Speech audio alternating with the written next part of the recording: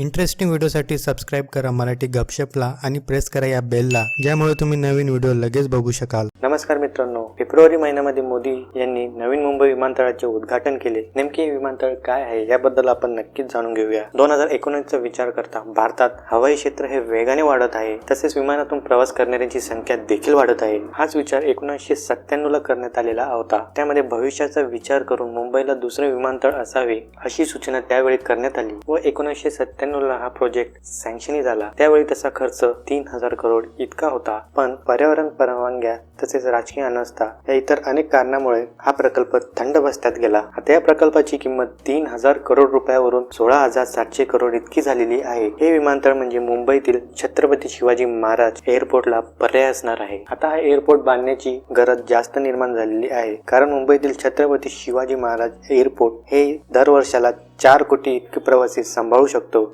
पण सद्यस्थितीत हे विमानतळ वर्षाला 4.5 ते 5 कोटी प्रवासी सांभाळत आहे। त्यामुळे अतिरिक्त ताण या विमानतळावर पडत आहे। हा ताण कमी करण्यासाठी नवीन मुंबईतील हे विमानतळ प्रस्तावित आहे। हे विमानतळ पीपीपी तत्वावर असणार आहे, म्हणजे पब्लिक प्रायव्हेट पार्टनरशिप। यामध्ये हे विमानतळ जीव्हीके ग्रुप आणि सिडको हे दोघे मिळून बांधतील, ज्यामध्ये जीव्हीके ग्रुपचा 74% तर सिडकोचा 26% शेअर असेल। या नवीन विमानतळामध्ये 2 समांतर धावपट्ट्या असतील, ज्यामध्ये तासाला 80 विमाने प्रति तास उड्डाण करतील। या विमानतळ साठी जवळजवळ 2268 हेक्टर जमीन घेण्यात आलेली आहे, ज्यामध्ये 10 गावे विस्थापित होतील। या प्रकल्पामुळे जवळजवळ 3500 कुटुंब प्रभावित झालेली दिसत आहे। या नवीन मुंबई विमानतळाचे 3 फेज मध्ये काम केले जाणार आहे। फेज 1 मध्ये 2020 पर्यंत एक धावपट्टी तयार केलेली असेल, ज्याची क्षमता 1 कोटी प्रवासी सांभाळण्याची इतकी असेल। तर फेज 2 हा 2022 पर्यंत पूर्ण होऊन या विमानतळाची कॅपॅसिटी 2.5 कोटी प्रवासी सांभाळण्याची होईल। तर फेज 3 चे काम 2027 ते 2031 मध्ये पूर्ण होईल, ज्यामध्ये या विमानतळाचे पूर्ण काम होऊन हे विमानतळ 6 कोटी प्रवासी